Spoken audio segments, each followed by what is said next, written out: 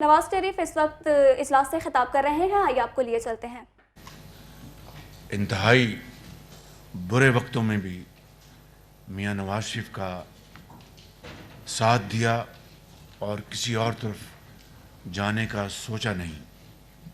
یہ ایک کسی بھی پارٹی کے قائد کے لیے، پارٹی کے کارکنان کے لیے ایک بہت بڑا ایک سرمایہ ہوتا ہے، جس کی جتنی بھی تعریف کی جائے کم ہے۔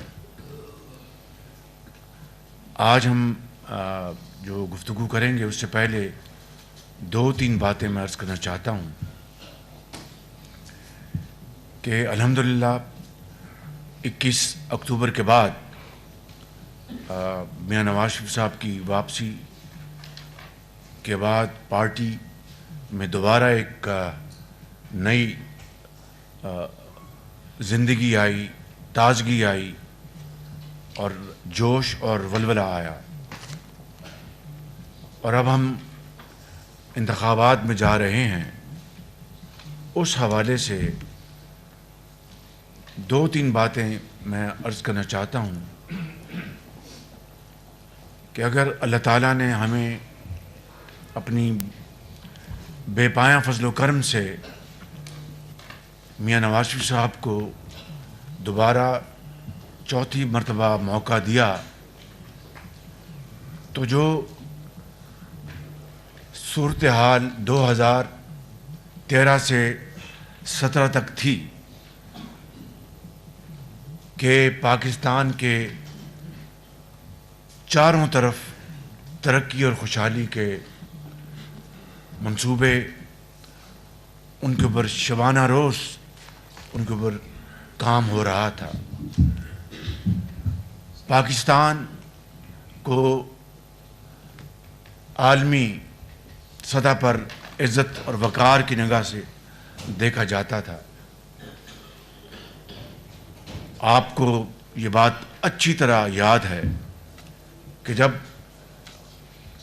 ہندوستان نے ایٹمی دھماکے کیے تو اس کے جواب میں وزیر اعظم نواز شریف نے جو فیصلہ کیا، اس فیصلے کو مؤخر کرانے کے لیے بے شمار تجاویز دی گئیں۔ ایک یہ بھی تھی کہ ہم $5 ارب کی پیشکش کرتے ہیں، آپ ایٹمی دھماکہ نہ کریں۔ میاں نواز شریف صاحب نے انتہائی احترام کے ساتھ لیکن ایک واضح دماغ کے ساتھ فیصلہ کیا کہ بہت شکریہ، بہت آپ کی یہ پیشکش کا بہت شکریہ، مگر میں پاکستان کے عظیم تر مفاد اور وقار کی خاطر یہ پیشکش قبول نہیں کر سکتا، اور پاکستان کو اللہ تعالیٰ سے ایٹمی طاقت بنایا۔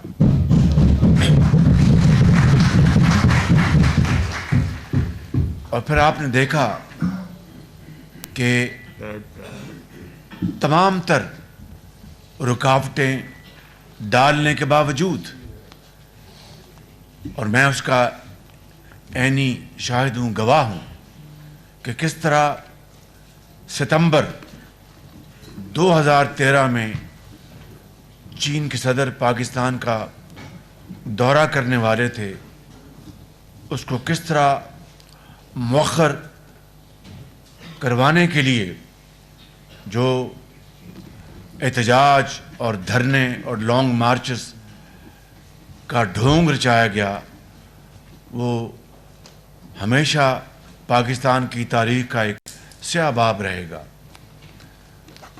جس طرح وہاں پر ڈھڑائی کے ساتھ اٹھنے سے انکار کر دیا گیا، اور چینی سفیر کی اور حکومت پاکستان کی اور دوسرے جو پاکستان کے جو خیر خواہ تھے، ان کی تمام تر کاوشوں کے باوجود دھرنے والوں نے، عمران نیازی نے اٹھنے سے انکار کر دیا، دورہ مؤخر ہو گیا، اور پھر جا کر وہ اپریل 2014 میں چینی صدر تشریف لائے۔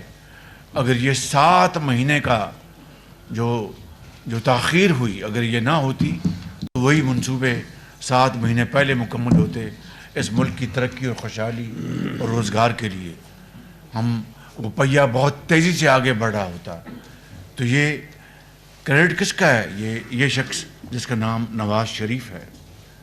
इसी तरीके से जो हमारे जो दोस्त ममालिक हैं, बरादर ममालिक हैं, उनके साथ जो इज़्ज़त और वक़ार के साथ जो ताल्लुकात को मजबूत किया गया, उनको आगे बढ़ाया गया अल्हम्दुलिल्लाह, और कशकोल आगे नहीं किया, बल्कि पाकिस्तान के और पाकिस्तान के वक़ार को मुकद्दम रखा गया।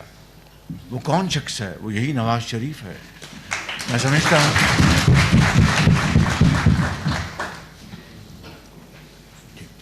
मैं समझता हूँ कि ये वो एक तारीख़ी वाक़यात हैं जिनको ये कौम, आने वाली नस्लें कभी नहीं भुला सकेंगी। मैं आखिरी बात आज की इस महफ़िल से ये करना चाहता हूँ कि इंशाअल्लाह अब हम इलेक्शन के मैदान में जा रहे हैं, और आपकी काविशों और मेहनतों से, आपकी दिन रात मेहनत से इंशाअल्लाह आप मियां नवाज़ शरीफ को चौथी मरतबा वज़ीर-ए-आज़म मुंतखब करवाएंगे, तो वो तरक्की और खुशहाली का सफ़र दोबारा इंशाअल्लाह शुरू होगा। हमारी जो एक बहुत शानदार मेहनती टीम है, वो नवाज़ शरीफ के साथी वर्कर्स की तरह इंशाअल्लाह इनके साथ हम चलेंगे, और ये जो महंगाई का तूफ़ान पिछले 5 साल से रहा, मैं उसकी तफसील में नहीं जाना चाहता, उसमें कमी लाने के लिए इंशाअल्लाह नवाज़ शरीफ दिन रात हम सब मिलकर मेहनत करेंगे।